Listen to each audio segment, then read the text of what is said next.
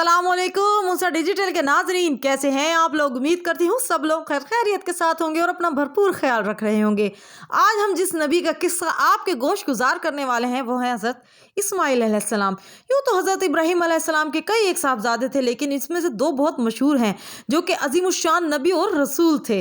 उनमें से हज़रत इस्माइल अलैहिस्सलाम, जिनको ज़बीहुल्लाह का लक़ब भी दिया गया, अल्लाह पाक के बहुत ही ज़्यादा मुक़र्रब नबी थे।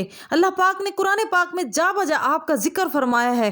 कहीं तो आपको हलीम कहा, तो कहीं साबिर कहा, कहीं सादिकुल वाद फरमाया, तो कहीं मुहाफ़िज़ुस सलात कहकर आपकी तारीफ़ फरमाई।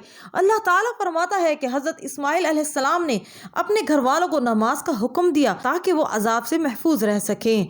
उलमा और मौर्रिखीन का कहना है कि हज़रत इस्माइल अलैहिस्सलाम ही वो पहले शख्स हैं जो घोड़े पर सवार हुए। इससे कबल घोड़े वहशियों की तरह जंगलों बेबानों में खुले फिरते थे। आपने अल्लाह के हुक्म से, अल्लाह की अता करदा ताकत से इन्हें अपने पास बुलाया तो वो दौड़े हुए आपकी खिदमत में हाजिर हुए। फिर आपने इनको मानूस किया और फिर इन पर सवारी की।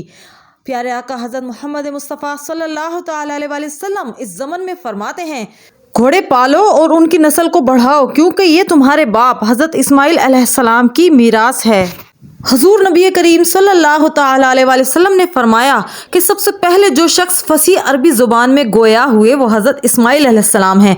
इस वक्त आपकी उम्र मुबारक 14 साल थी। आपने ये अरबी ज़बान अरब के बाशिंदों से सीखी थी जो मक्का में आपके नज़दीक उतरे थे, यानी कि आपके साथ आबाद हुए थे।